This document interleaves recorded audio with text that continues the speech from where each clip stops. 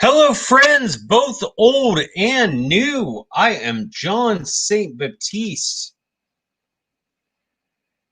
and this is Talkin Tolkien, which is what we're going to do today. I apologize for being a bit late. I was having some tech issues that I had to work out. I'm not sure. I'm really hoping it's not my computer. I'm hoping it's just Cincinnati Bill, and I can call him up and bitch at him. But so I apologize that you had to wait so long. I hope you still love me. Now, before we get into today's video about the Lord of the Rings, something has to be addressed. Talked about, spoken of.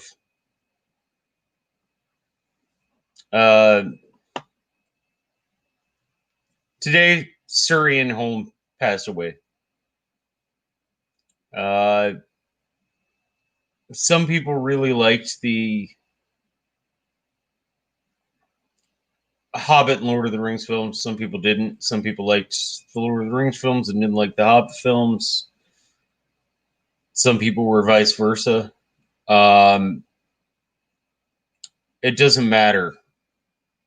Sir Ian Holm was an absolutely amazing actor, and he really brought Bilbo Baggins to the live screen in a way that I don't think many people could. So I am so appreciative for all of you who are here: Nancy T, Juanita Bryant, Beryl and Josh, Bobby Catalano, Santivia Major, Bron Holler, the one spanner who rules them all and in the darkness bind them, Beryl and Josh, Linda Smith, all of you. I appreciate you so much coming out. But if you would, if we can just, speaking and typing, have a moment of silence for Sir Ian Holm.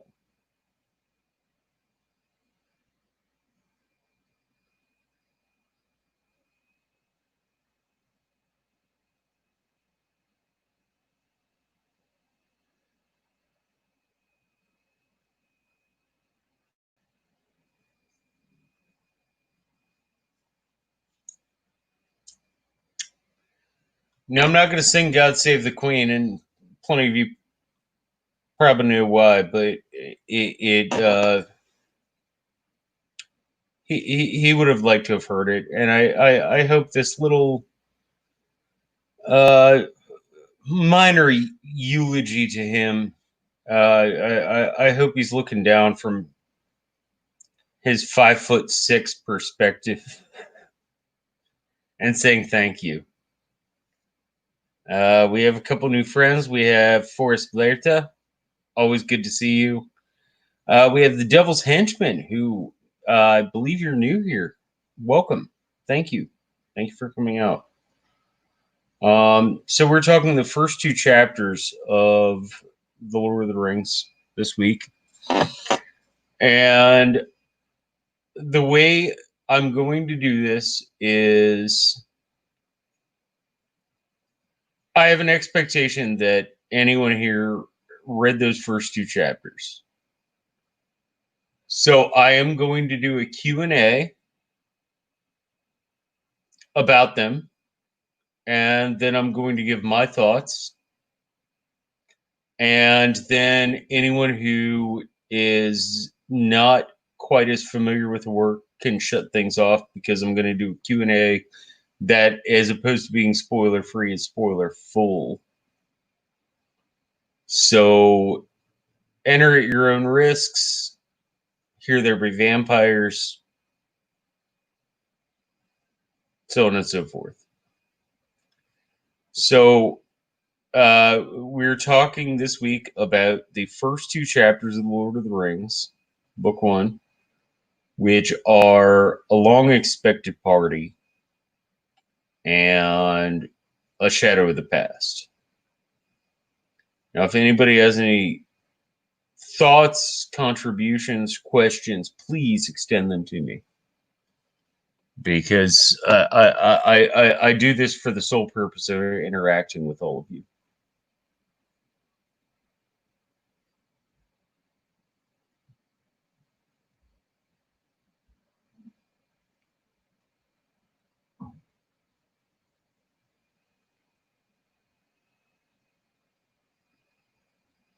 Storm, welcome. Good to see you. Semiel, you have a henchman. Okay, that's cool.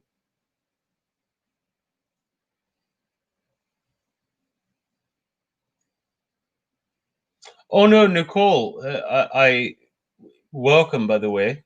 If I didn't say hi to you before, no, I'm asking all of you to ask any questions of me that you have about these first two chapters before, and try and keep them as spoiler free as possible for anybody who may have not read this book or seen this film.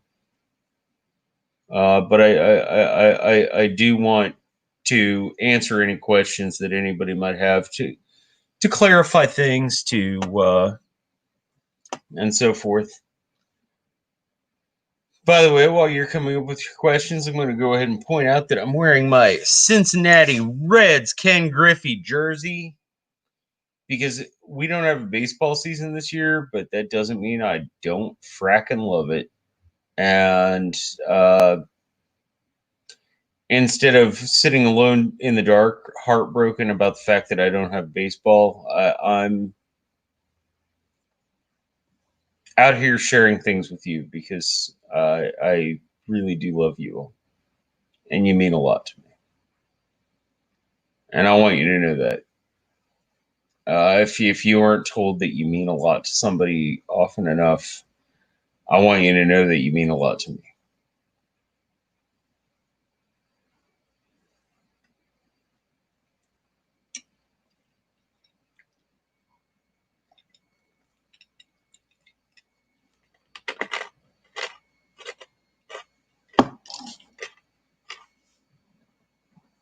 Yes, okay, so we're finally getting into some questions and comments.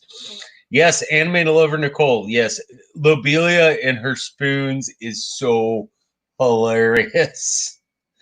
Because if you read The Hobbit, she like took some of the silver spoons and then she tried to take other ones and then she like hid some shit in her umbrella. Like, I mean, I'm a pretty sketchy person, and even that comes across to me as like pretty shady.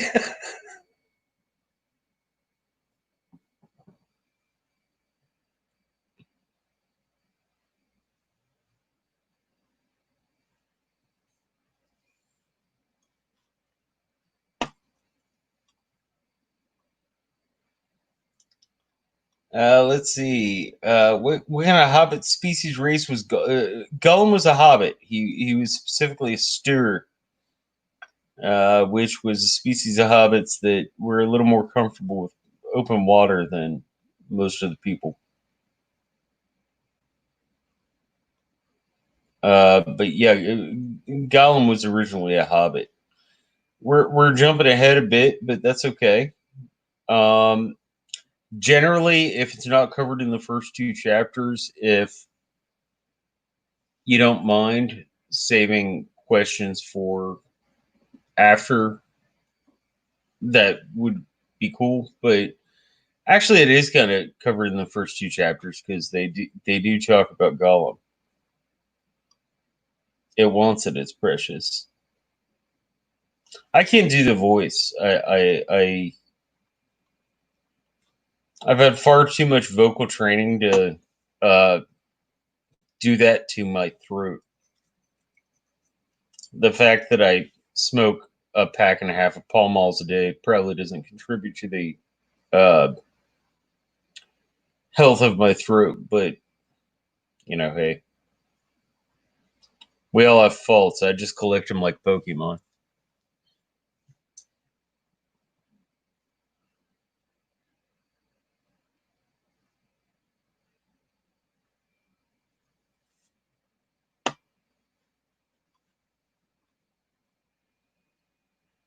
Catherine Bassett's here. Good to see you.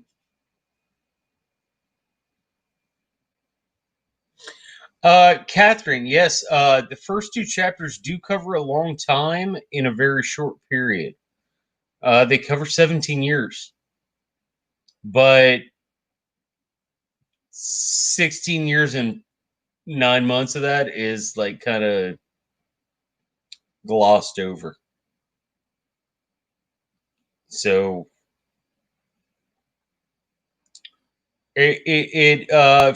for those of you who are film fans who've not read the books, just by its very nature, the film has a much faster pace than the books do. Uh, because you can't keep that excitement level and that level of tension in a film if you're like, oh well, and then 17 years later, blah blah blah. Like that's not going to work in a movie. It works great in a book. In a film, it works very poorly.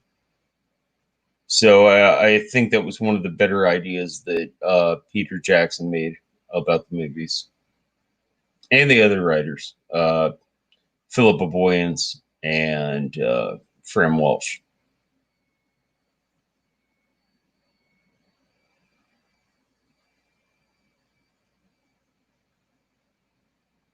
Catherine Bassett, Mary Pippin, and Sam see a lot.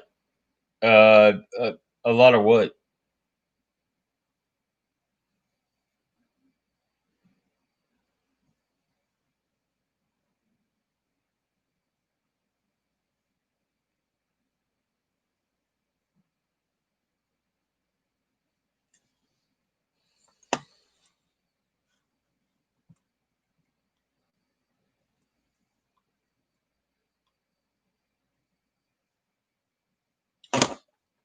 Yeah, actually, Juanita, you put that pretty well. Smeagol was just minding his own business, and then one day, I do, however, think that I personally find that he is made far more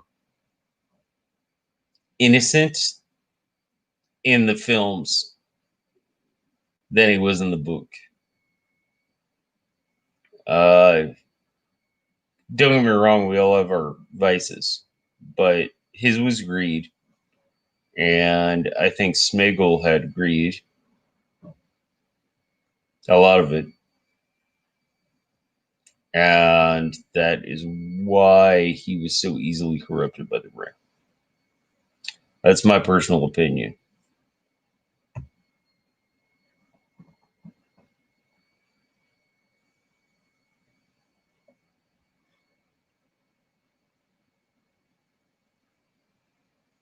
Suntavia Major, yeah, Bilbo's family is interesting.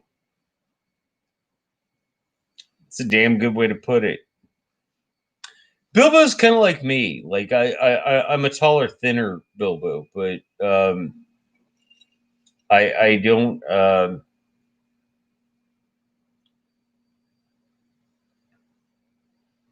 Yeah, I don't have a spouse. I don't have a part. Yeah, Baggins is precious. Bagginses are a little weird.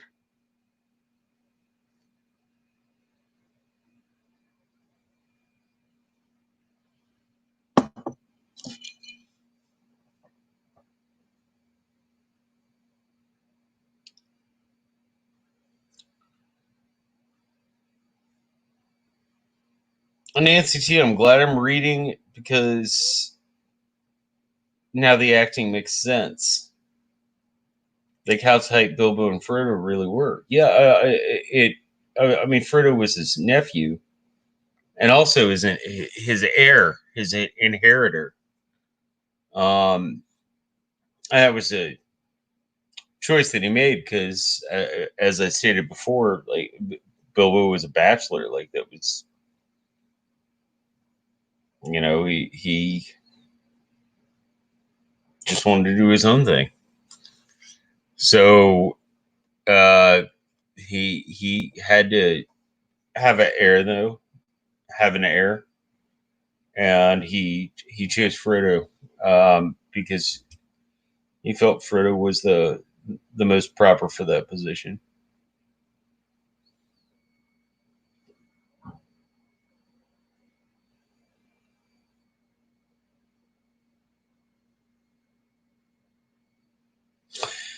Animated over Nicole. How old are Merry and Pippin in the story?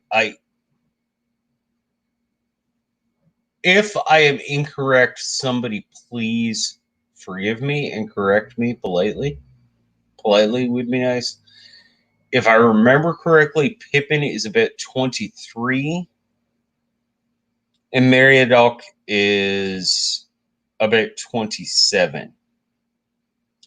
And the age of recognized adulthood for hobbits is 33. So they're in the tweens. They're like young and irresponsible. They're like driving around their hot rods and picking up dirty girls and doing all sorts of fun stuff before they become like settled down, responsible adult hobbits.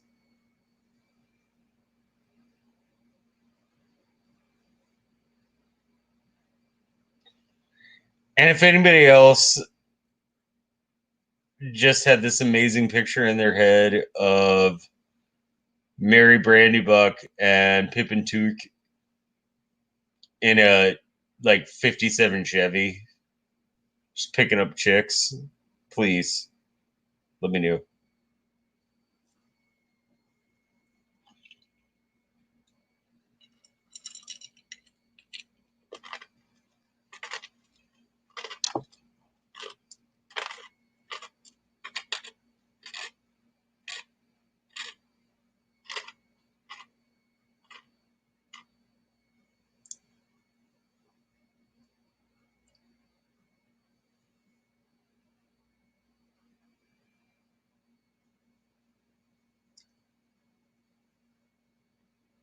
And if anybody wants to like paint or draw me or a picture or Photoshop something of Mary and Pippin riding around in their 57 Chevy, yeah, that'd be awesome. Or even better, on the back of a 32 Indian. Oh my gosh. Okay, I'm going to quit gushing right now because I'm getting all Motorhead on everybody. So,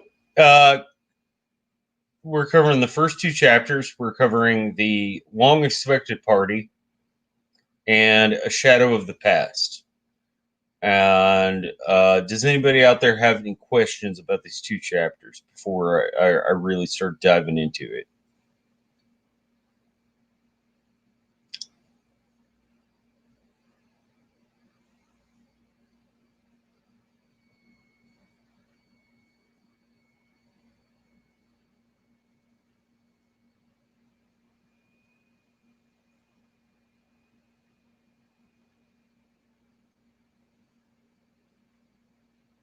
Because I'm curious. Because that's why this channel's here. I share things with you. You share things with me. We share with each other, and a good time is had by all.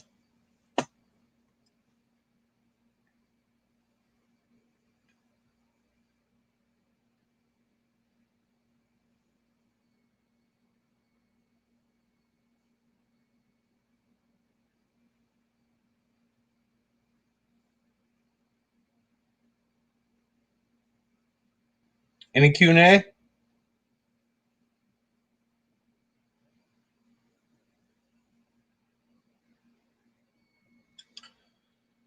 Juanita, you want me to discuss elements of foreboding? What specifically do you mean about foreboding? Because there's a lot of foreboding in the entire first book of this series, but particularly in the first few chapters. So, foreboding what?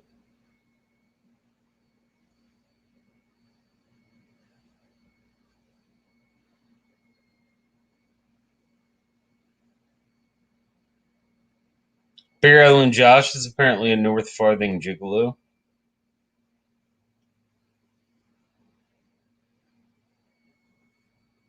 Josh, I think you're just obsessed with the North because you live like so far south that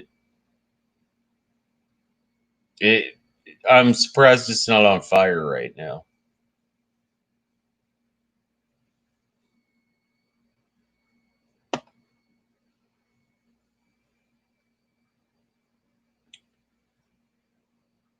The calm before the storm. Okay, yeah. It is the calm before the storm.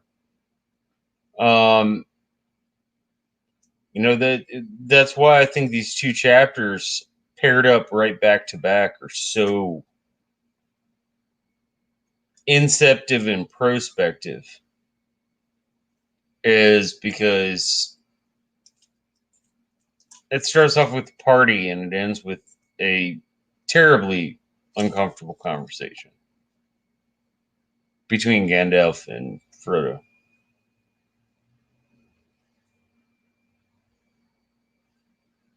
And it lights a match. A very big match.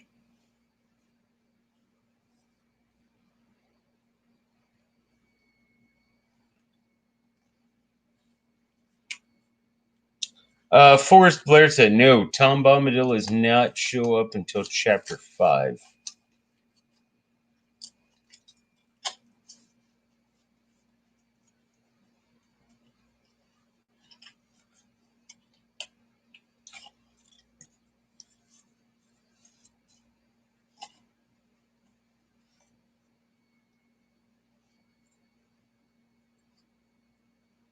Barrel and Josh wants a Mary and Pippin Hot Rod movie. That would be pretty cool.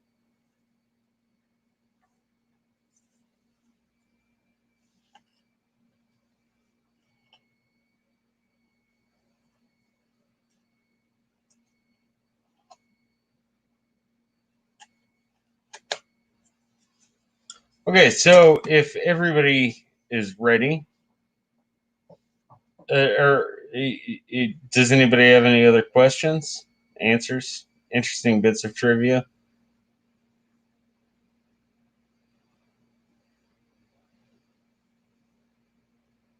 Fearless Mermaid, I'm glad you're feeling better. That's good. Being sick sucks.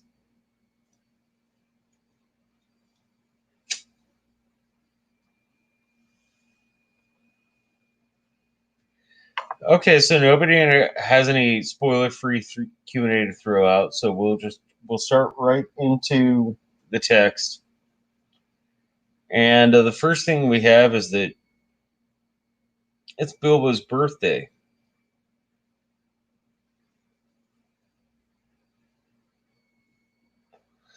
And hobbits do birthdays a little differently than we do. Because as opposed to receiving gifts, they give gifts. And Bilbo is having this huge birthday party. This is this huge soiree. And there's actually a reason behind it.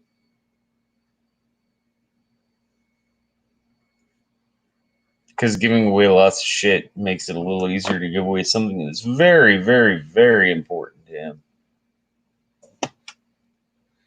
Now, I do have a couple of excerpts that, if you all don't mind, I'm going to read off really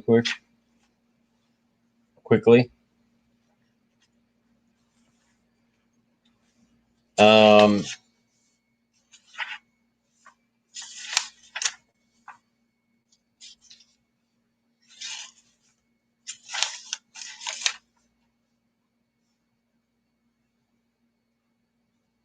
It was very important. Mr. Bilbo Baggins was very well respected because he was a nice guy, you know. But he'd been the wonder of the Shire for 60 years, ever since his remarkable disappearance. an unexpected return. The riches he'd brought back from his travels had now become a local legend. And it was popularly believed, whatever the old folk might say, that the hill of Bagan was full of tunnel stuffed with treasure. If this was not enough fame, there was also his prolonged vigor to marvel at. Time wore on, but it seemed to have little effect on Mr. Baggins. At 90, he was much the same as 50. At 99, they began to call him well preserved, but unchanged would have been nearer to the mark. There were some that shook their heads and thought this was too much of a good thing, and it seemed unfair that anyone should possess apparently perpetual youth and reputedly inexhaustible wealth.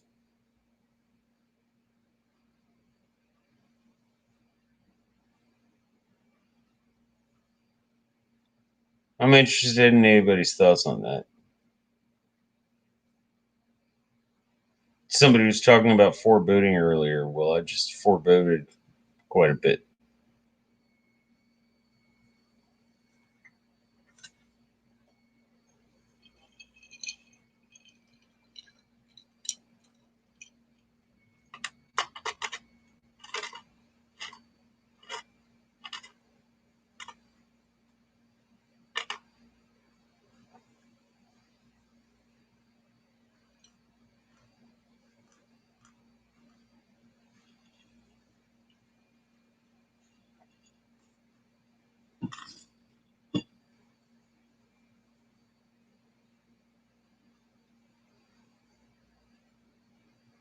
Yes, Barrel and Josh, very correct. They factored in the mithril shirt,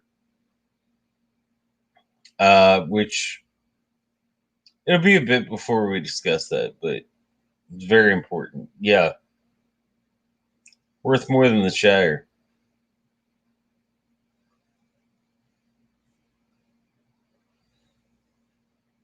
Of course, that depends on what the Shire's worth to you.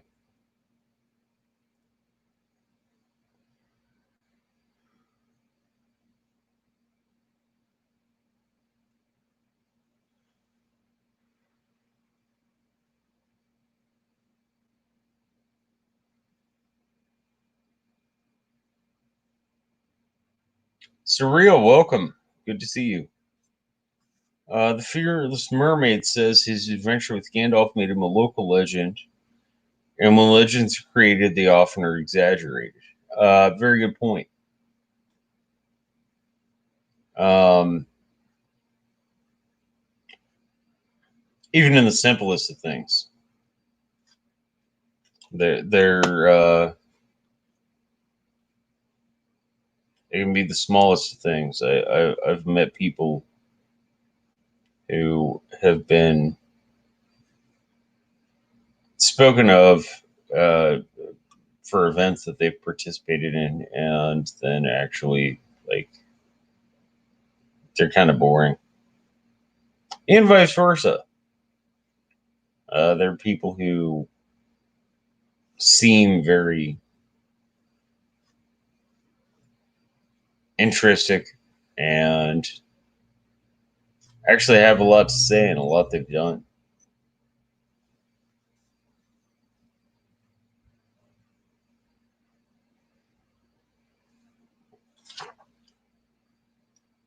Uh,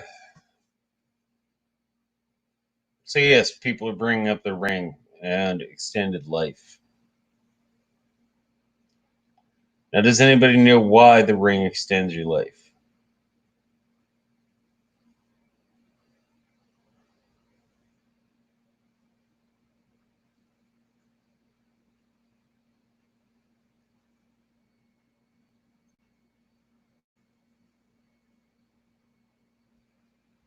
Juanita Bryant says that Pip and Mary are stronger than normal after their journey ends. Well, yeah, it One should always be stronger or smarter or have evolved in some way after their story ends.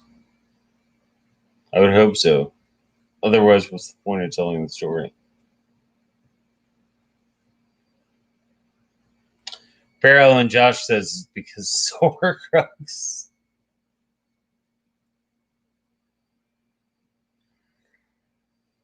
Wrong legendarian, my friend. But said author has a lot of thanks to give to another said author. And we'll leave it at that.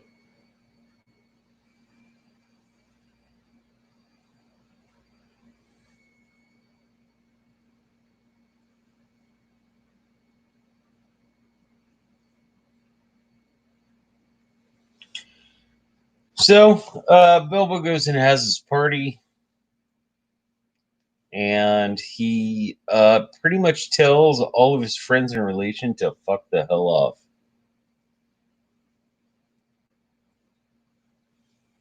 Which I personally remember the first time I read this when I was a kid. I thought it was absolutely brilliant. Anybody else have any thoughts about that?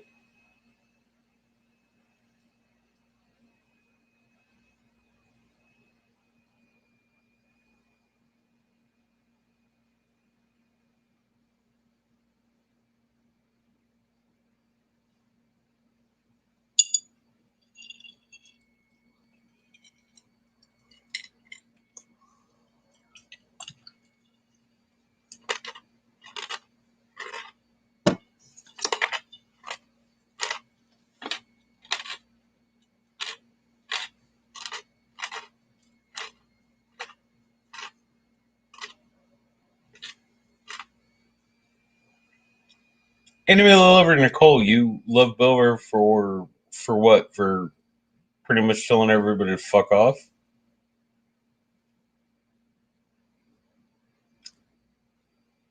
Like, I mean, it's kind of punk rock.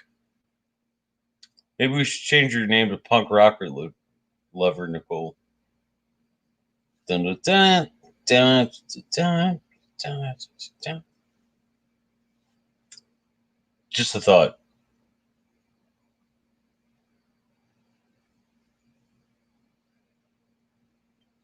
Oh, Beryl and Josh, Fatty Bulger, we haven't really got into yet.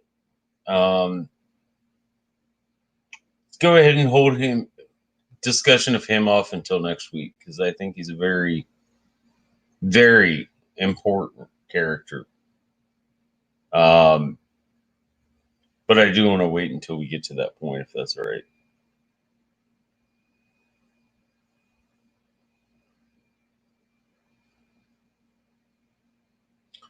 So Bilbo has his party. He invites, all his families and friends. All you Bagginses and Boffinses, Tooks, Grubs, Chubs, Brandybucks.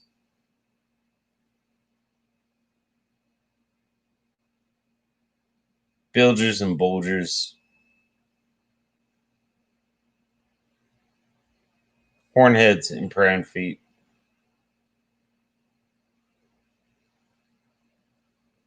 Welcome.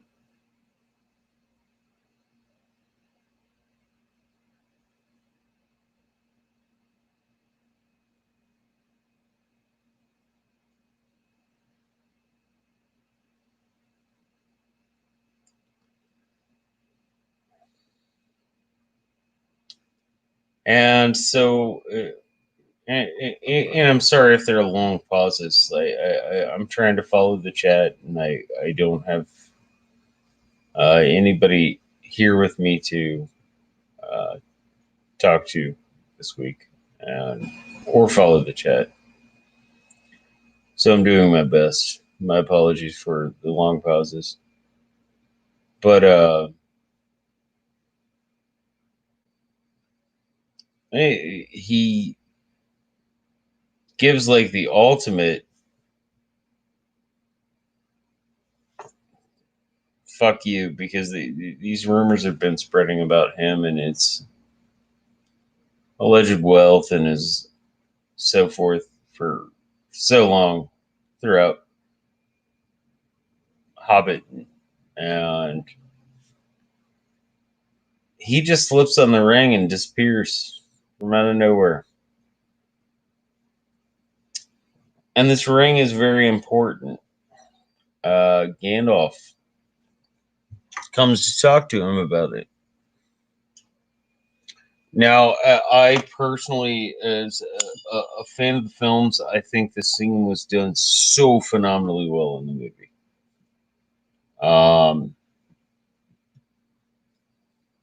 Because it really shows you what the ring is and what the ring does.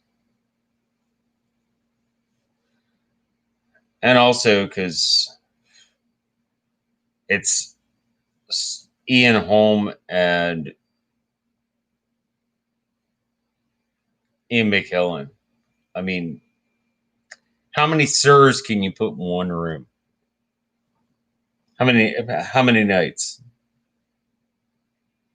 You know, people always ask how many angels can dance on the head of a pin. Well, how many nights can you put in one room?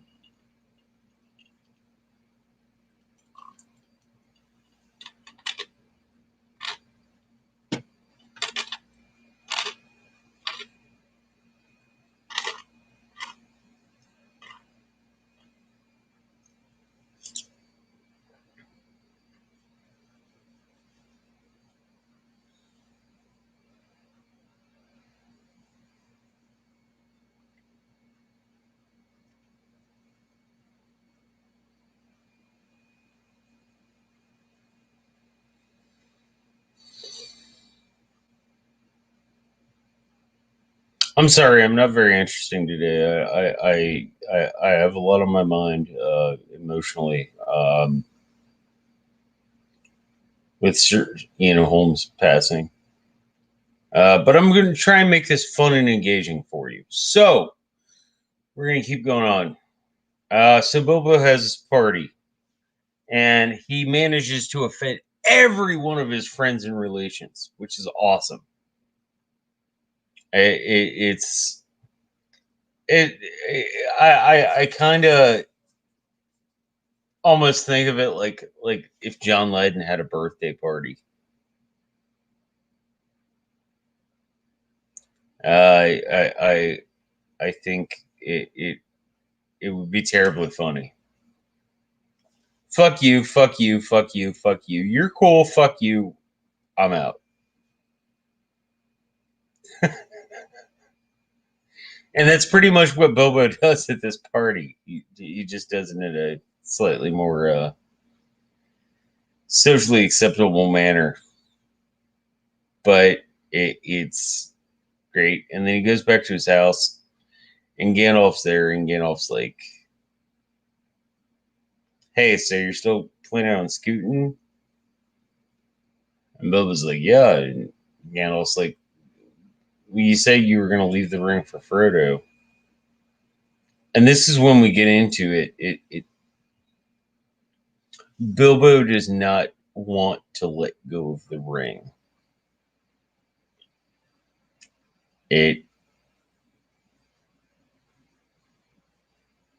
It's not an obsession of his, but it's the thing that's always at the back of his mind.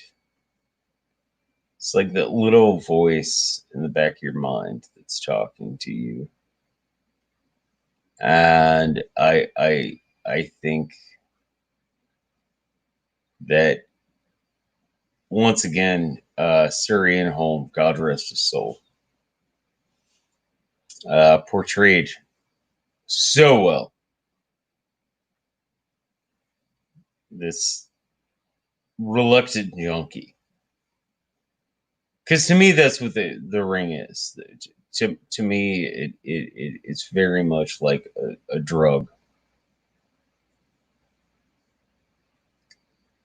And that's why the people who come into contact with it become obsessed with it.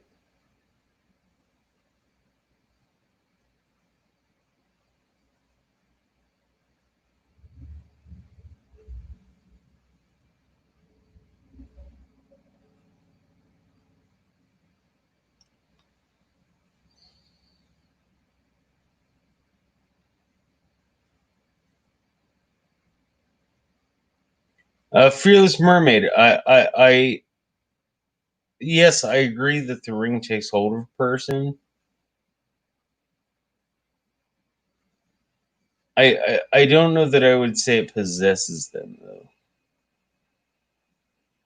I would say that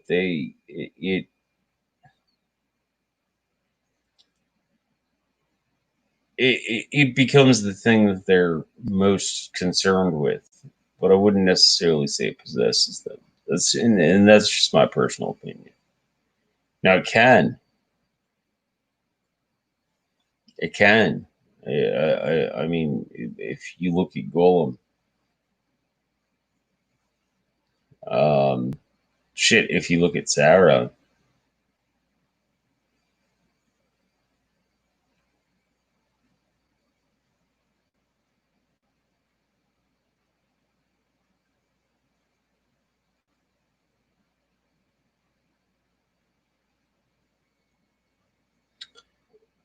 uh, Juanita Bryant asked, "Did Sir Ian use CGI? CGI for what?"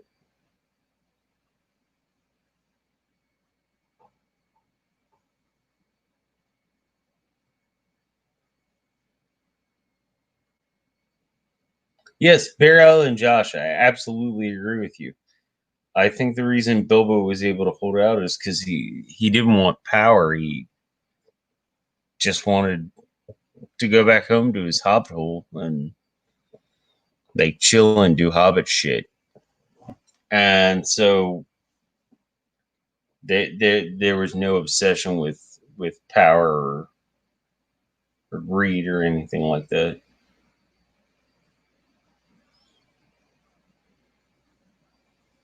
But so yes, we go on with our story, and we have this great party.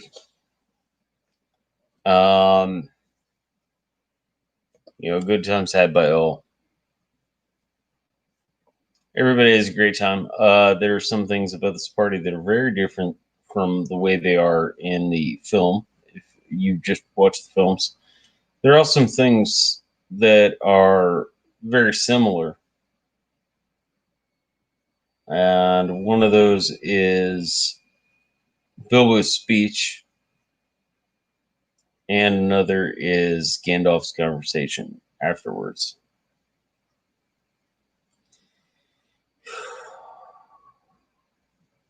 Gandalf was scared, and one has to remember that the entire reason that the Gandalf and the other Istari were sent to Middle Earth was to fight the power of Sauron. And this ring comes up, and Gandalf's scared as shit. Especially when he sees that Bilbo doesn't age. And Gandalf knows where the other three rings are. He knows where the three Elvish rings are. He knows where the 9 are. He's pretty sure where most of the 7 are. So he's like, "What'd you find there, Bilbo?" And Bilbo's like, "Quit badgering me about it." And Gandalf's like, "Hey, I'm not trying to make this confrontational, but maybe it's just time to let it go." And something very, very, very, very important for any of you who are first time readers is to remember that Bilbo let it go.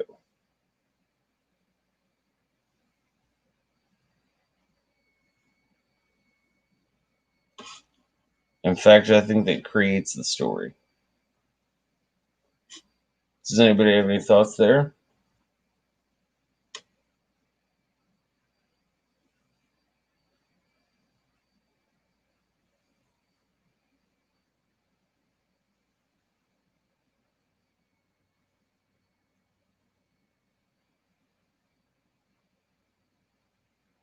Linda Smith, yeah, it's preserved. it's perverse what people think they could do with it.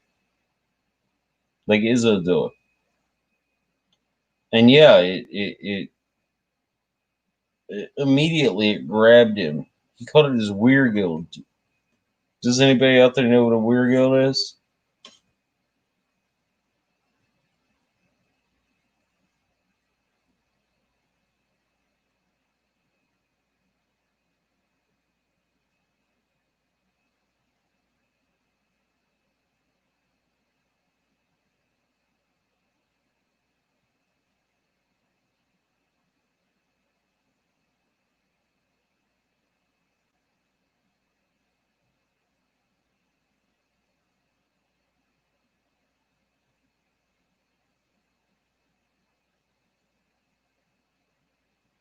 Barrel and Josh. Yeah, probably more afraid, even because he was mostly alone. Since the Blue Wizards and Red, since the Blue Wizards were lost and Red guessed that Brown had lost interest, and Satterman was acting suspicious. Well, dude, I mean, it's Christopher Lee. If you don't expect him to act suspicious, he's not being Christopher Lee, right? Sorry. Had to.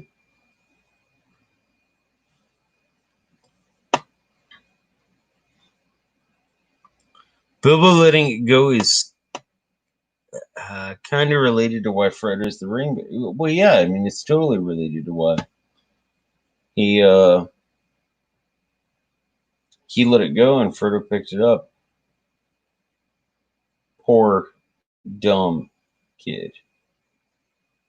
Should have just left that ring sitting on the fucking floor.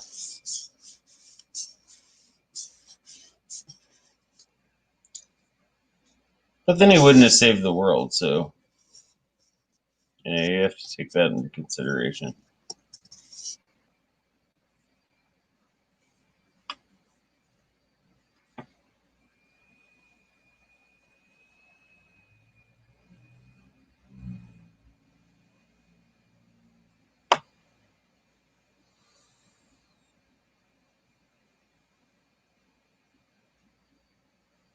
Fearless Mermaid. Oh, heavens, my glasses fell off. Says definitely creates a story we get. Whether or not Sauron would have found him in the Shire, and then it would have been a shorter story. Yes, agreed. To me, one of the great beauties of this story is that it's about small people with little power standing up to big people with a lot of power. And that matters a lot to me. Bruce Lee is apparently here in the chat. Welcome from the grave. Hope you had a good time there. I hope you've taken a shower since you hopped out of your coffin. Because otherwise I probably wouldn't want to hang out with you. Sorry. I'm a small person.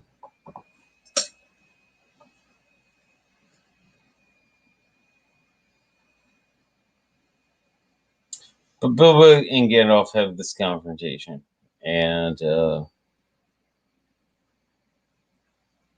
finally Bilbo gives up the ring,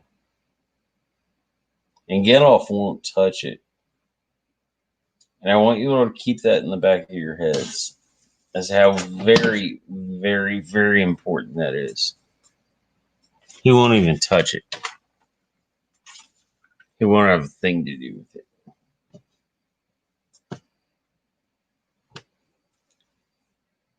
So then we get to the second chapter of Shadow of the Past. 17 years pass. Gandalf pops in and out every once in a while, but in general, Frodo doesn't see him. Then he shows up one night and he's like, hey, dude, we need to talk. And Frodo's like, all right, what are we going to talk about? And Gandalf's like, oh, well, that ring you've got in your closet and the end of the world and shit like that.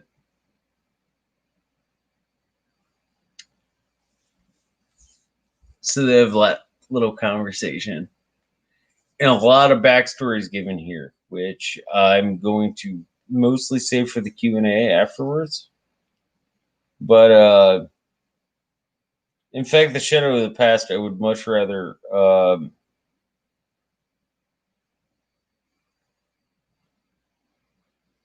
I would much rather discuss the Shadow of the Past in a Q&A format than just talk about it. So, any questions that any of you have about that chapter, I would like to discuss and answer.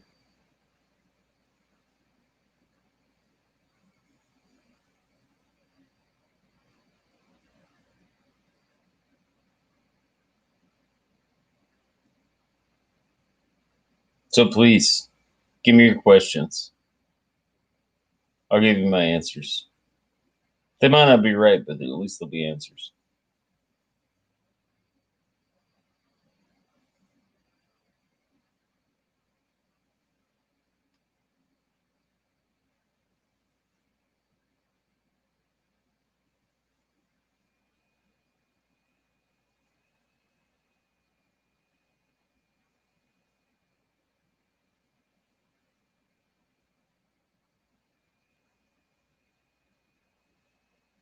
By the way, it looks like somebody is disparaging somebody else in the comment section. Don't do that. Brown Holler, I know you're out there. If you ever spanner and you catch this, particularly from this said person, and could take care of that, I would vastly appreciate it. Because you don't speak poorly about people here. That's not what we're here for.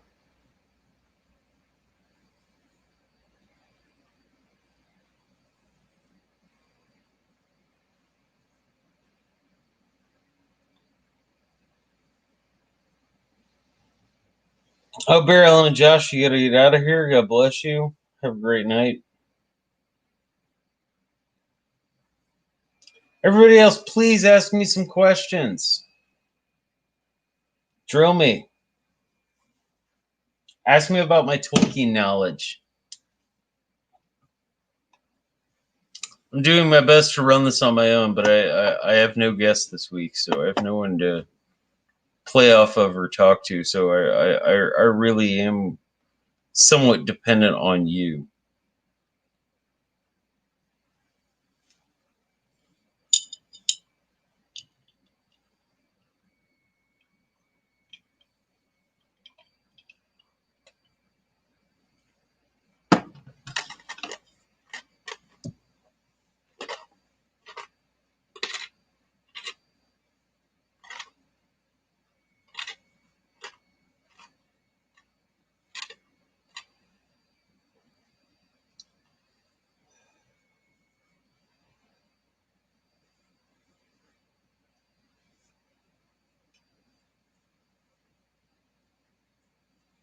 Well, Shadow of the Past, Gandalf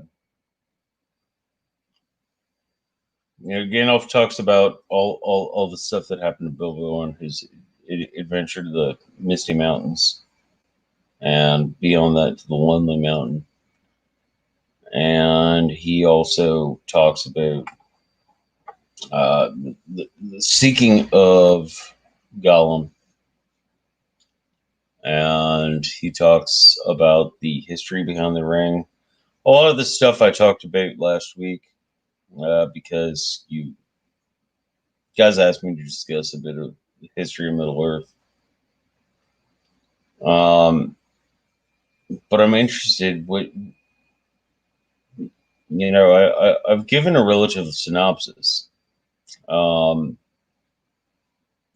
and I do think the first two chapters are so great. The first chapter introduces us back to the character and to a lot of the main characters and gives a lot of backstory. And then the second gives even more backstory, but in a much darker manner. It gives the other half.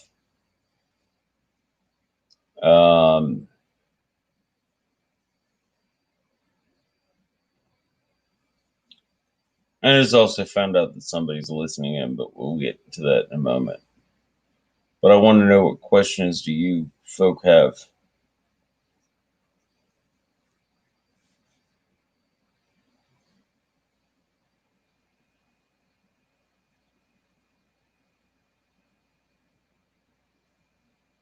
Nancy T says, I'm too good of a teacher. No, I feel like a very poor teacher right now. I don't feel like I'm teaching anybody anything.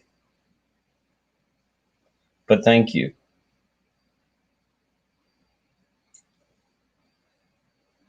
So we move on.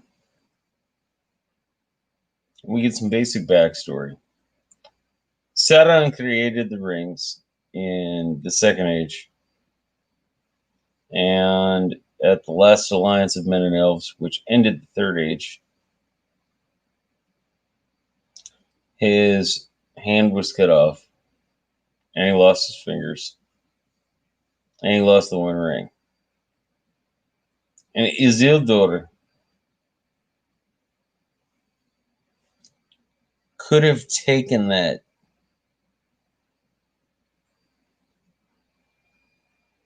and got rid of it.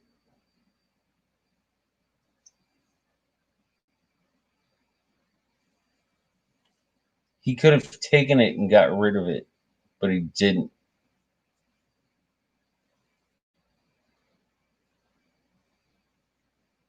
Instead, this is a weird for my family. By the way, once again, if anybody knows what a weird is, please answer.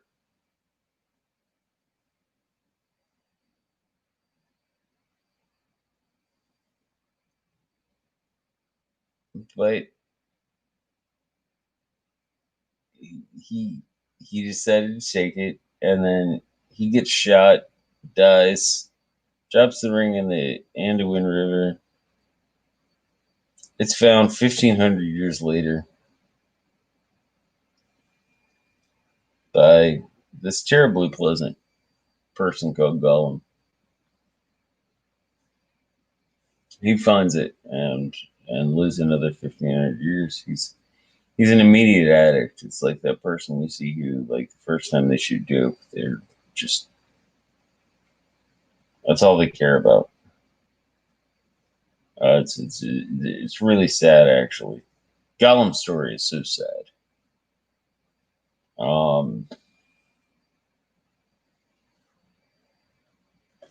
I would like all of you to keep that in mind as you read.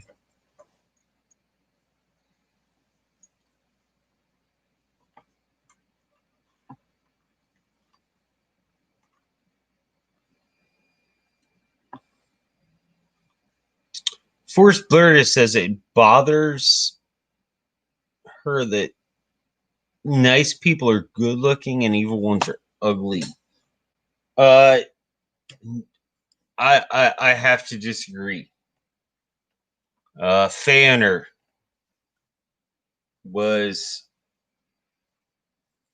considered the most beautiful of the elves. Sauron was the most beautiful of the Maiar. Melkor was the most beloved by Anue. And they all fell. And they didn't get ugly just because of that. They all stayed really pretty. And in his own way, what Fëanor did was worse. So I do have to disagree politely with you there. Juanita Bryan says the ring scars its bearer. Yeah, yes, it does scar its bearers. Anything of power scars the person who uses it.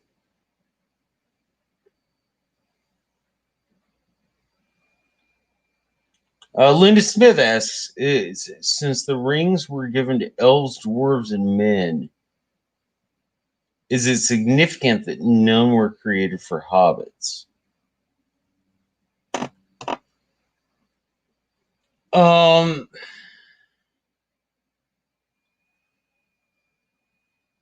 I think there's a two-part answer for that. I think one is that the big powers that be didn't really give a shit about hobbits.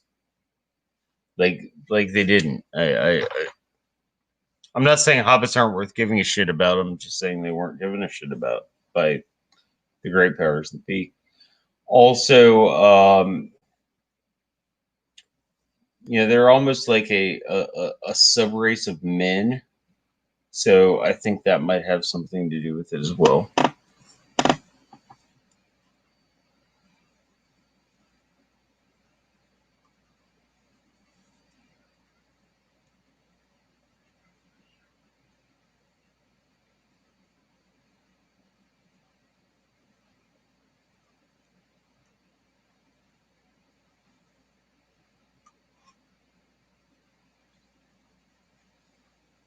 Juanita Bryant says Weirdo is like accident insurance payment for loss of life or limb.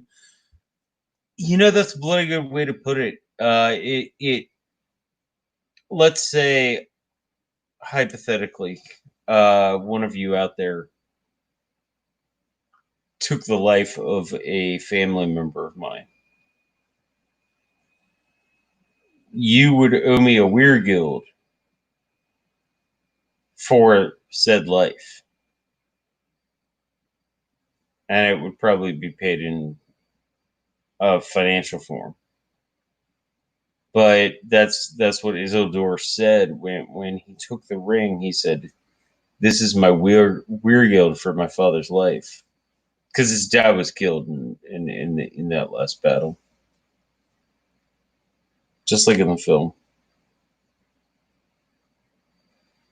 Hey, you pack mules here. The mule with fuel. Always good to see you, sir.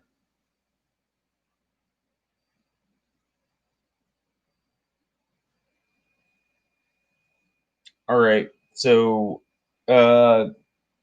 these first two chapters, like I said, I'm doing my best to run this on my own. I don't have a guest tonight or anything. Um, but I'm doing my best to hold it up and make this entertaining and worth your time. So please, I'm going to move on to the second Q&A, which is opposed to being spoiler free, is spoiler full.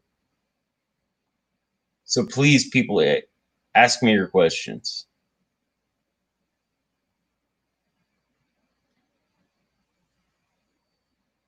because I really want to know what's on your mind.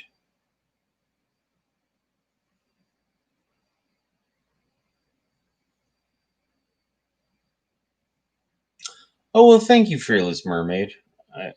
I do my best. That's it. That's very appreciated.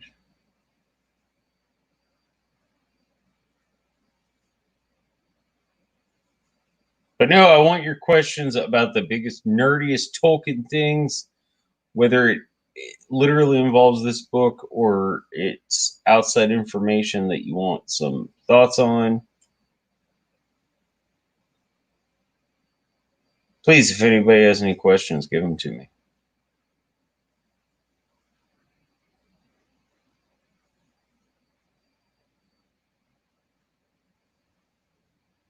Everybody wants to be spoiled, but you have to ask the questions to be spoiled.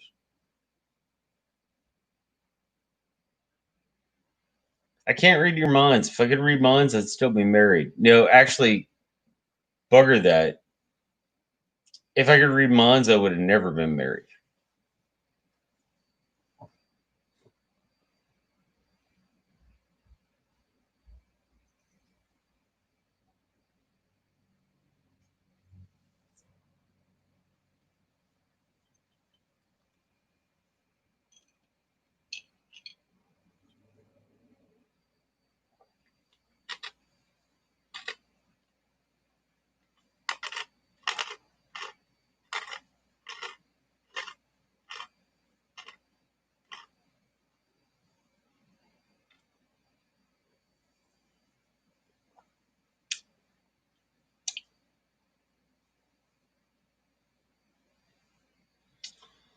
A.E. Packmill, it amazes you that Tolkien wrote this story considering how serious he was. Sir, would you mind elaborating on that a bit? Because I found this to be a very serious story.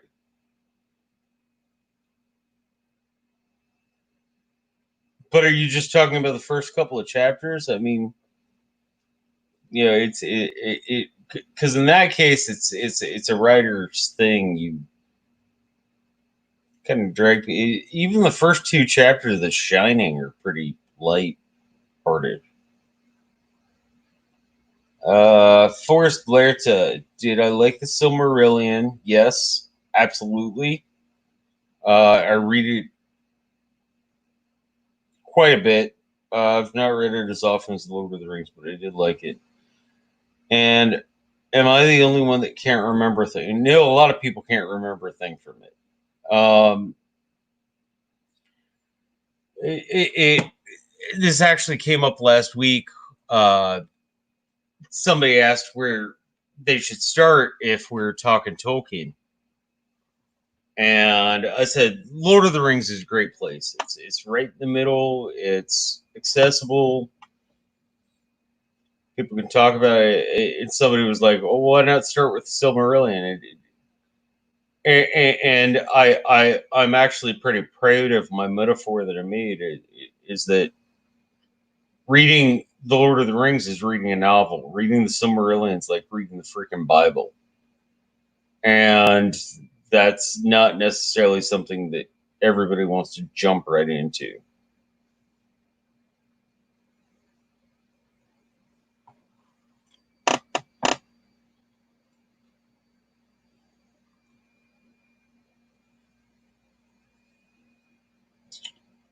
Uh, Juanita Bryant will never get married again. Yeah, that's a pretty good idea.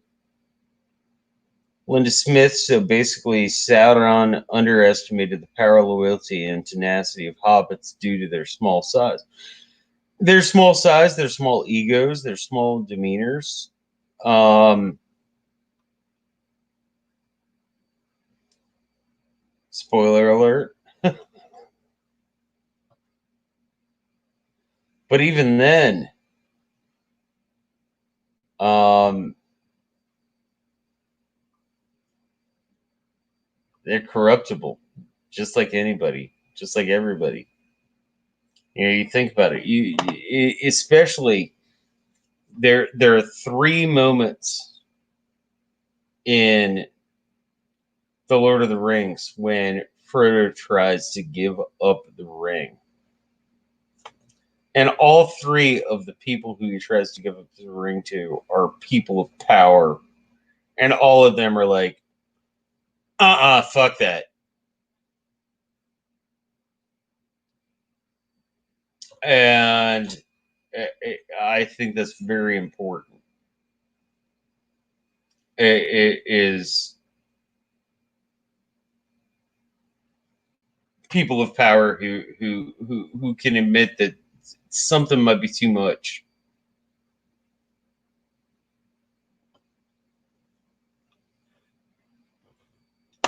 A Pack Mule said, or oh, wait, before this, Santivia Major says the ring rates were the 9 ring holder. Yes, yeah, the ring rates were the 9 men doomed to die in the land of Mordor, where shadows lie.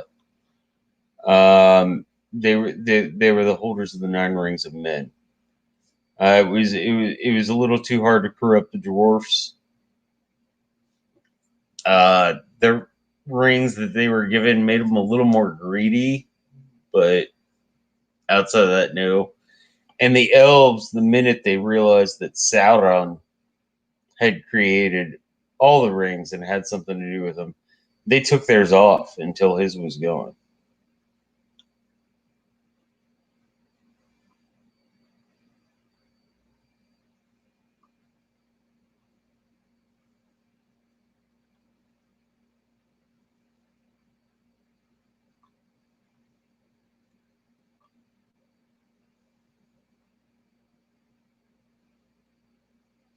Juanita, Galadriel is her hero for giving it up.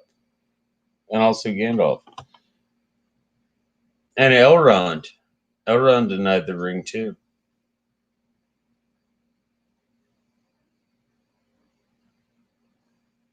Fearless Mermaid was the Witch-King of Ringwraith. Yes, actually, he was the leader of the Ringwraiths.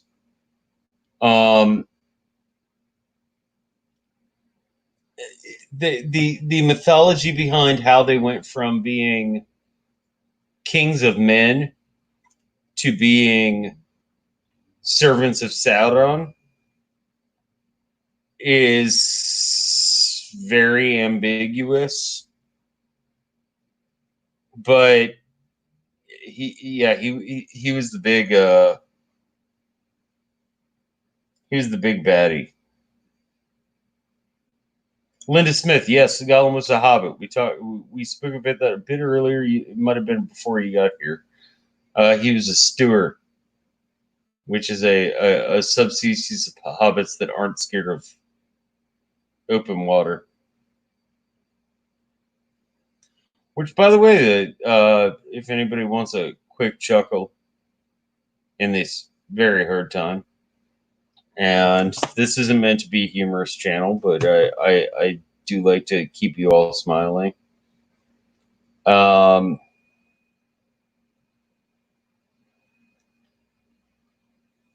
Great game to play. Think of the last movie you saw, and then follow its title with "In My Pants." And the reason that would be funny is because it would be open water in my pants.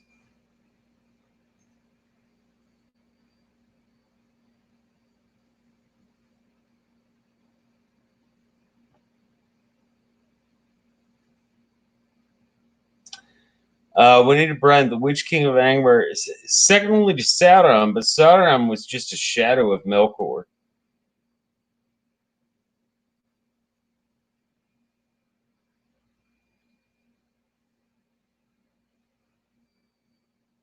You know, Melkor was the Banff. Sauron was just like his little bitch. And then when Melkor was defeated by the Ennui, Sauron ran off and hid.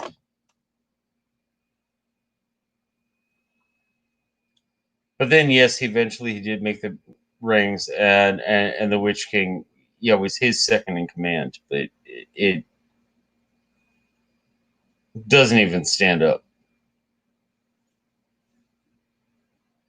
Front Holler has a hobbit in her pants. Juanita Bryan has a long kiss goodnight in her pants. Linda Smith, I do have to ask you, is that the last film you saw? Sorry, I was fixing my dinner because that would be hilarious. Forrest Blair has the long halftime walk in her pants.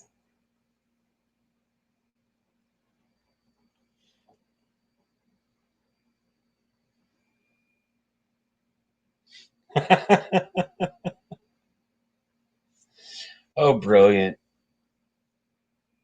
You know, all of you, I don't think I tell you enough how much I appreciate you coming out here to listen to me talk about music I love and literature I love. It really means so very much to me. And I'm sorry this week, this is like pretty slow fuse. It's been a hard day for a number of reasons. But I'm trying to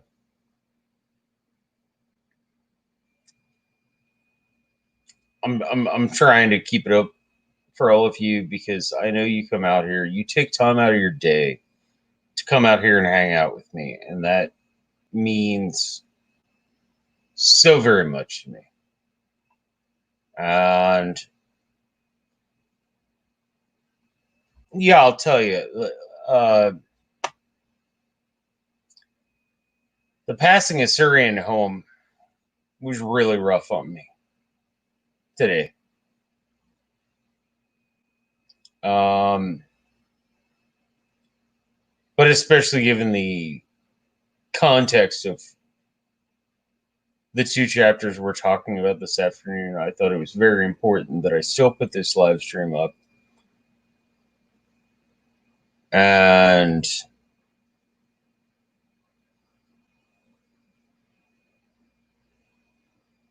I just want to thank you all for being here. So please, if you have any questions, please ask them, because I want to keep talking some Tolkien. But I need your questions. I can't ring it off the top of my head. I can't read minds. Sorry.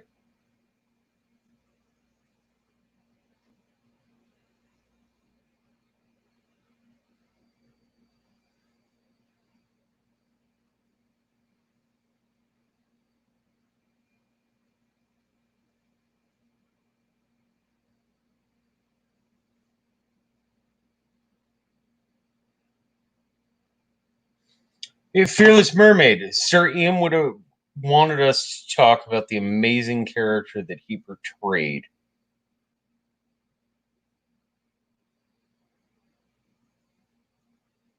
Yeah, he would have. And he portrayed a number of amazing characters, but we're talking specifically about Bilbo Baggins.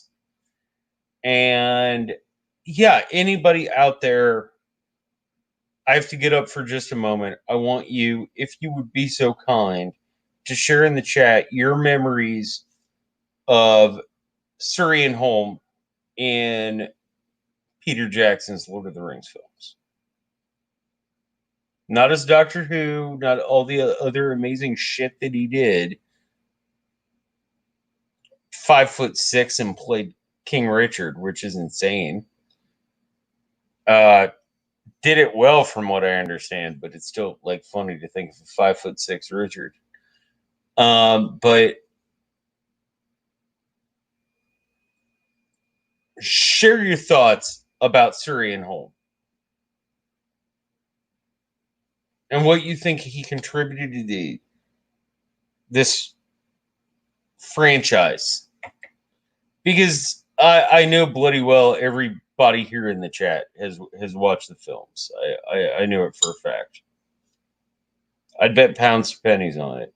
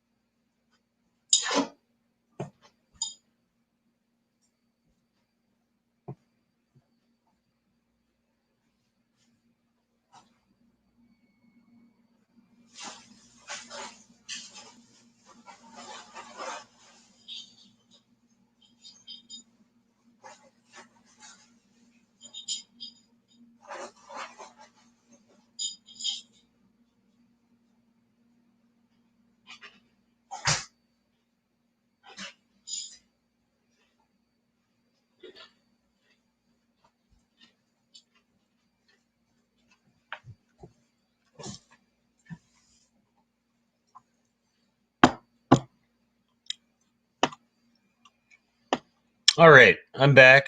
Sorry. Even Johns have to pee once in a while. John using the John. That's a joke I've never heard in my life.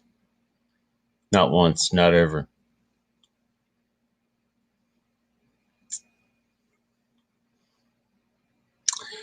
Aragorn's mother. Oh, heavens. I'm trying to remember her name.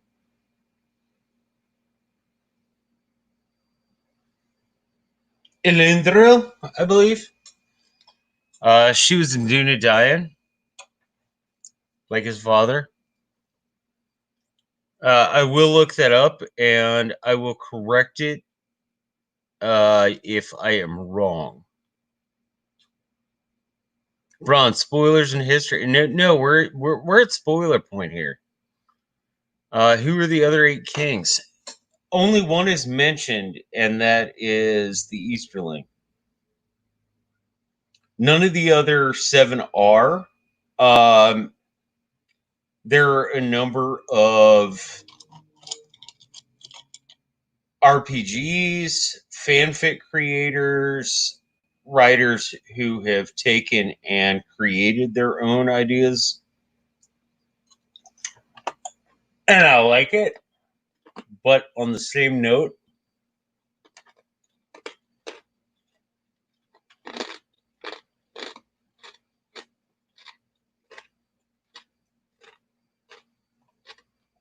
sorry, I had to chew on some ice cubes. My teeth were hurting. Plus, if you know me, I love chewing on ice. It's like an obsession of mine. And it's probably the reason my teeth hurt so much and so often.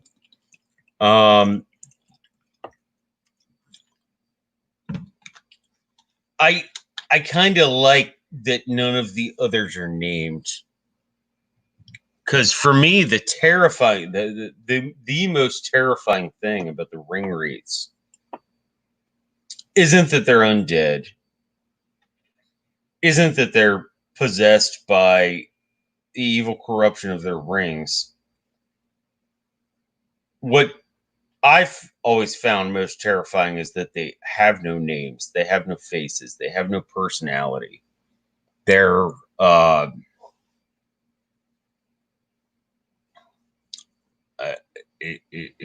nameless and faceless, and that to me is far more terrifying. Scientia Major, who do you think was the Witch King? He was the king of Numenor. It doesn't specifically say which one he was. My guess is going to be Zarek Ziegel,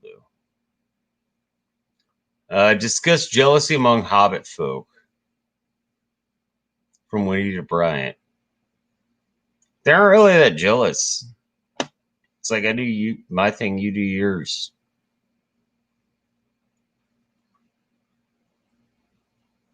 Hobbits who left him were weirdos. Yeah, but that's just because they had an insular culture. Forrest Blairto, would you have changed the intro in the book or movie? Prologues matter a lot to me. No, I would not change a single thing. I like how it starts out soft and it creeps you in. It's really great. I remember the first time I read The Lord of the Rings. I was 14 years old. No, yeah, actually, even further back than that. I was about 10 when I saw the Ralph Bakshi film. And everything's like happy-go-lucky and blah, blah, blah, up until that point that they hear that horse on the road. And then they get off the road.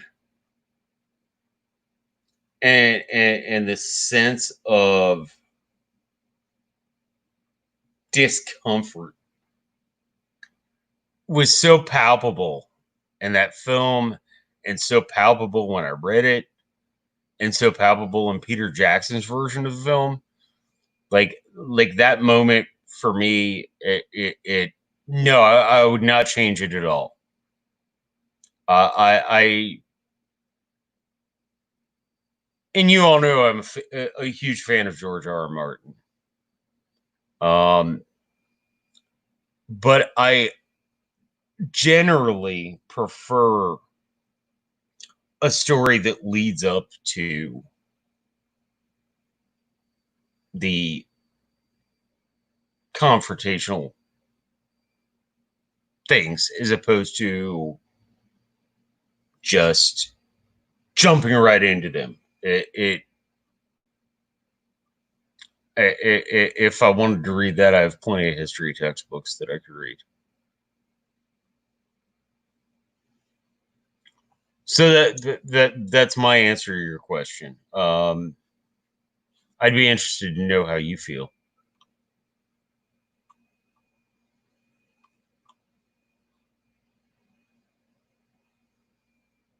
Juanita Bryant, the music, not just for the prologue, the music for all of the Lord of the Rings is amazing. Alan Shore is absolutely unbelievable.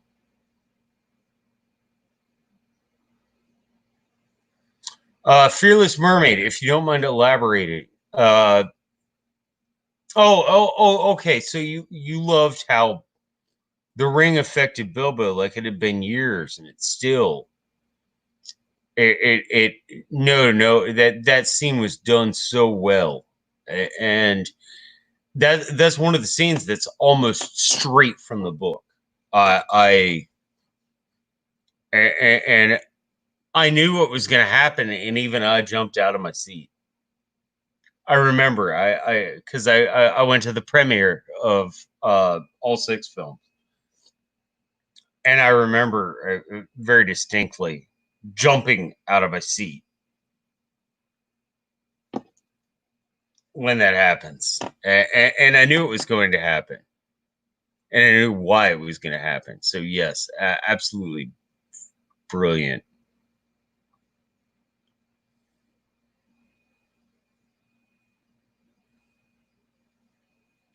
Sir Ian being led away at the end of the last film, yes. I didn't cry. I and maybe for me it has to do with my faith, or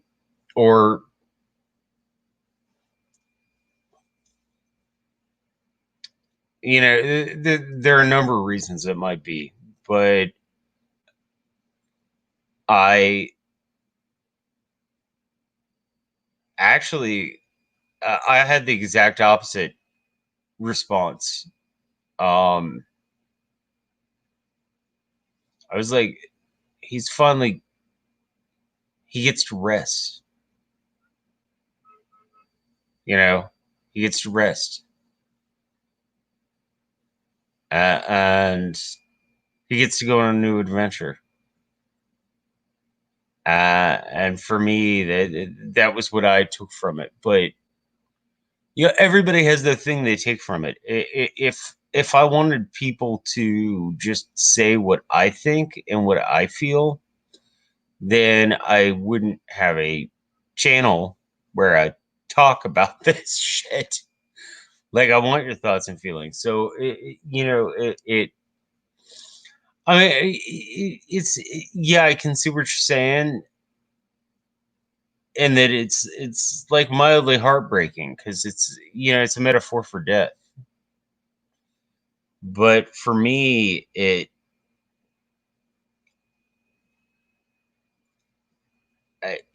really, yeah, it hit me in the feels, but I believe for very different reasons than it did a lot of people.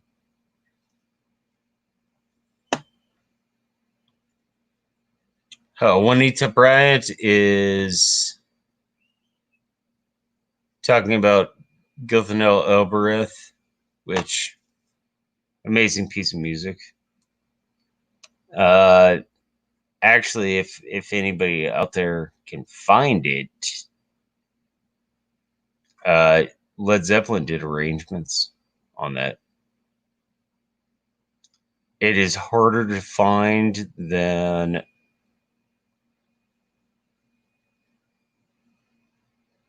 I don't know, a happy relationship I've had in my life. But it is out there somewhere.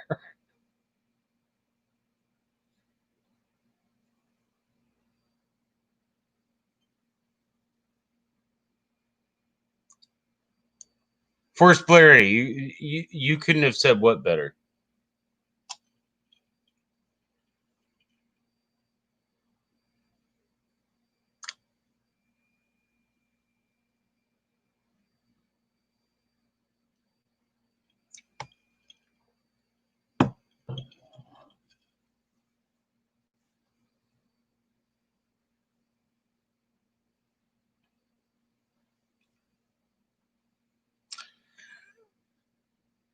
So I do. I have to ask. I mean, I appreciate a lot of you saying some very kind things to me, and I very much appreciate it. Oh, Brown's got a phone call. She's got to pop out. So don't say anything that you would get banned for, because she's going to come back with that spanner and club you over the head with it. I have never met anybody as mean as Brown Holler. I mean, seriously, she is. Okay, I can't even keep fucking straight. But no, she is the one spanner who rules them all. But no, these first two chapters, I want to know your thoughts. I want to know your opinions. I want to know your questions. I want to know what you think of Sackville Bagginses. I want to know, do you think there's gold stuffed in the tunnels and Bag End?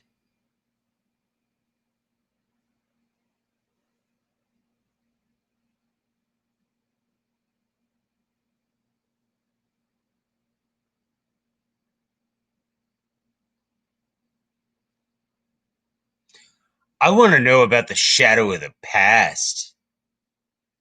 I want to know you think about the information dump that Gandalf takes on Bilbo. That's what I really want to know. Is what you think, because there's so much information is given away in that chapter, and like figuratively, Gandalf just like squats down and takes an information shit on Frodo,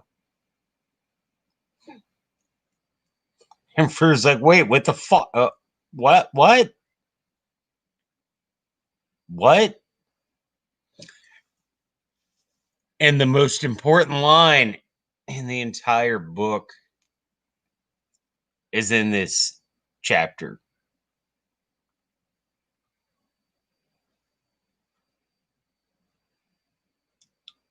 And if anybody knows what that most important line about the entire book is, if you could please drop it, I'll drop the response.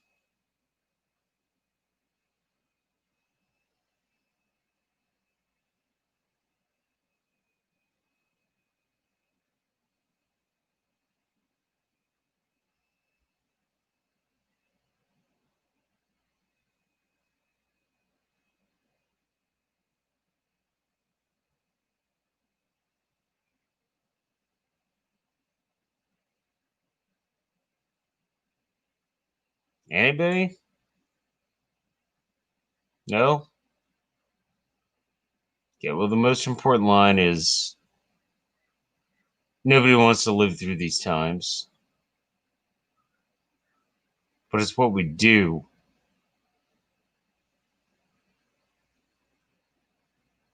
that matter. I can't remember it word for word. I'm sorry. Actually, here's my copy.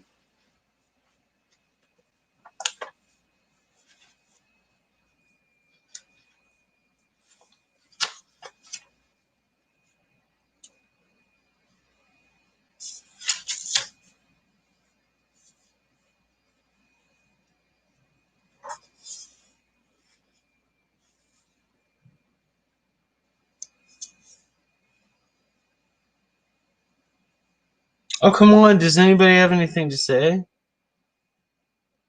Oh, Forrest Blurdy. There's some good in this world, Frodo, and it's worth fighting for. Yes, that is an amazing line. It's actually from the Two Towers book. That would be book 4.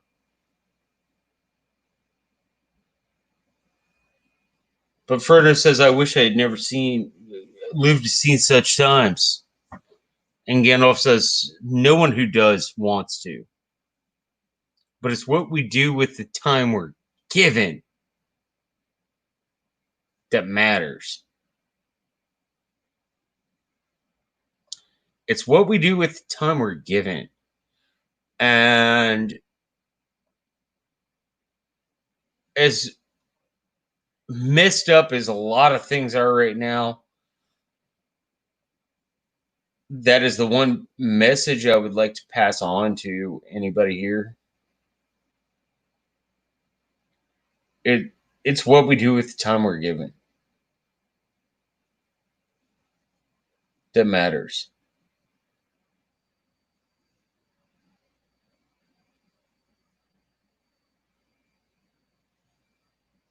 All right, and that was like my sappy moment.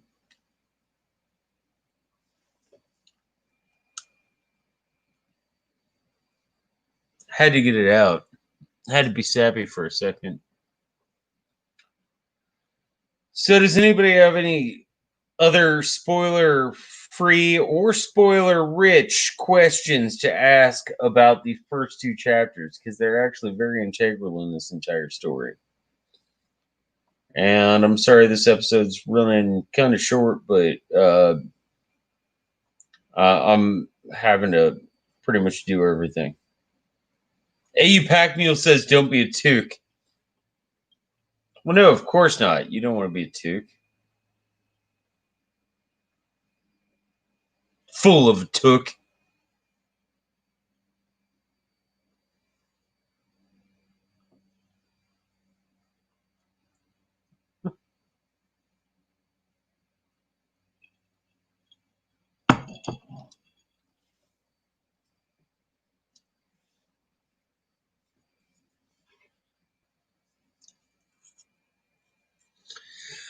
Fearless Mermaid. Have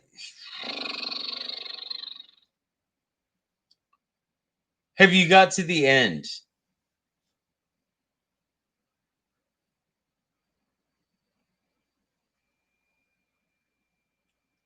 Because I have to ask, you say the Sackville Bagginses suck.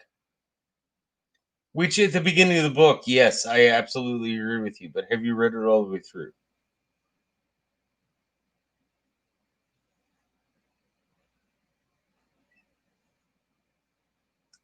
Whether you like her or not, Lobelia Baggins is a bamf. I wouldn't mess with her. She's like half your height and you're half my height. So I still wouldn't mess with her.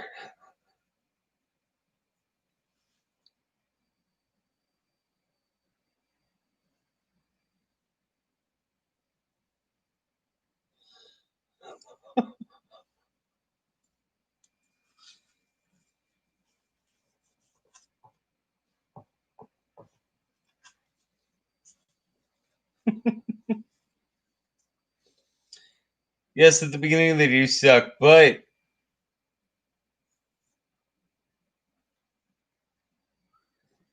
spoons, you know. Honestly, I think that is the one of the funniest gag gifts of all time is Bilbo giving Lobelia the rest of his silver spoons.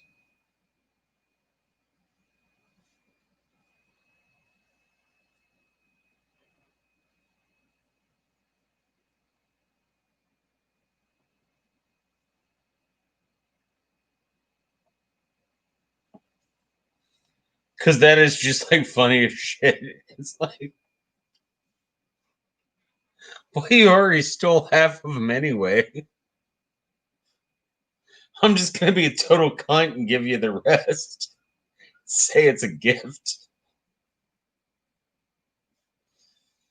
I'm sorry for anyone who knows me personally. That's the type of thing I would totally do.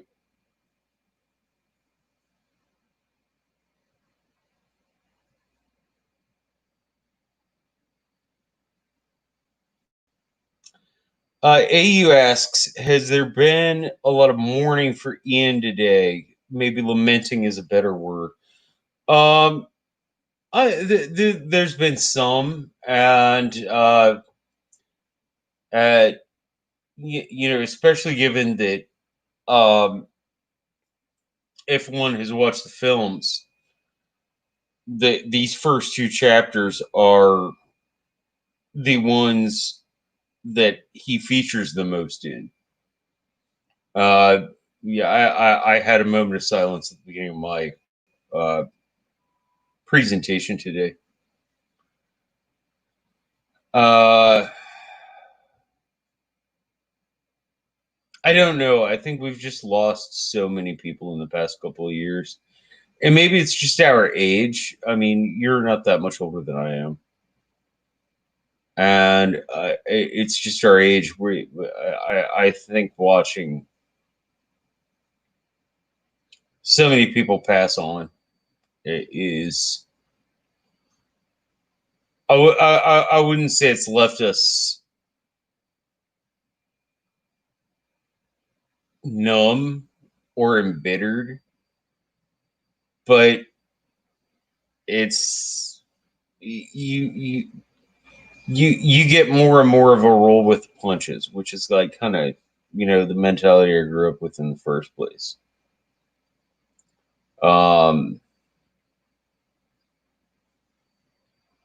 And the way I've always thought.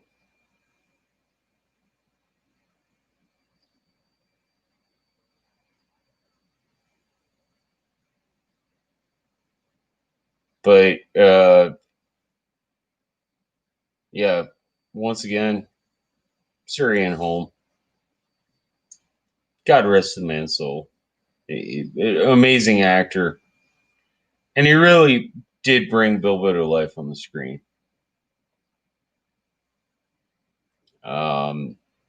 Quite well.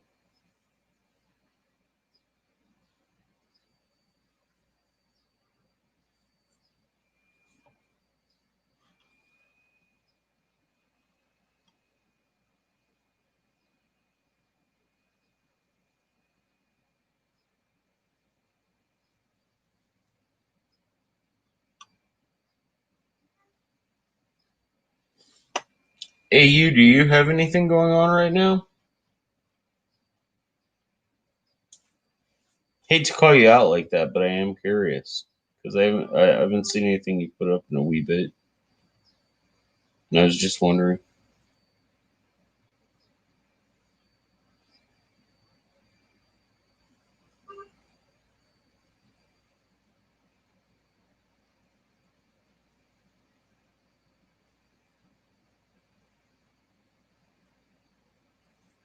So before I go, does anybody have any questions about the long expected party or the shadow of the past? And needless to say, I'm going to try and have a guest next week because I do know that I am nowhere near as engaging when I'm by myself as I am when I'm talking to somebody. Oh, AU, your daughter's there from Anaheim. That's freaking awesome. Cool. Very cool. I'm glad you're getting to spend time with your family, especially during all of this stuff that's going on. I think that's a great thing. I hang out with my dad every Thursday, but he's very careful when he comes over. He's well, he has to be very careful because he works in healthcare. But um, you know, it yeah, we sip scotch and smoke cigars under masks.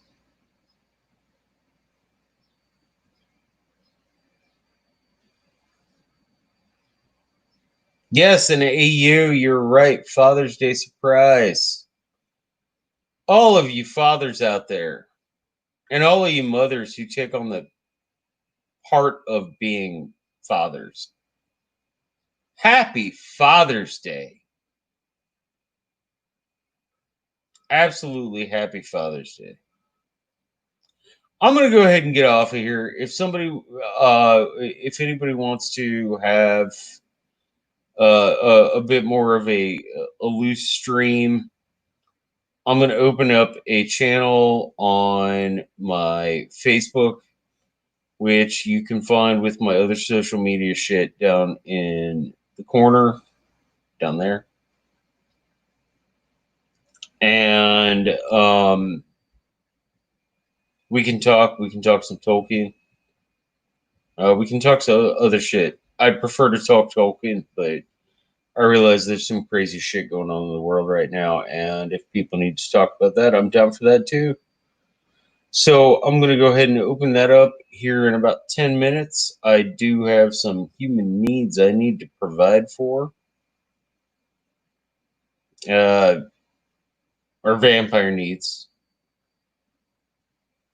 I've got a body waiting in the fridge. I'm so excited. So anyway, all of you, I hope to see you next week.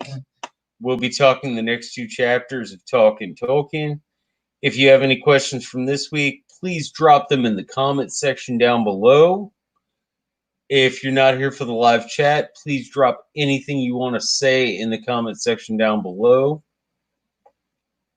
If you're not AU Pack Mule, tell AU Pack Mule he is an amazing human being. If you're not Brown Holler, tell her that she's the best spanner who's ever existed. So I'm going to go ahead and get out of here. In the meantime, be excellent to one another. Party on, PLUR, and keep sailing west.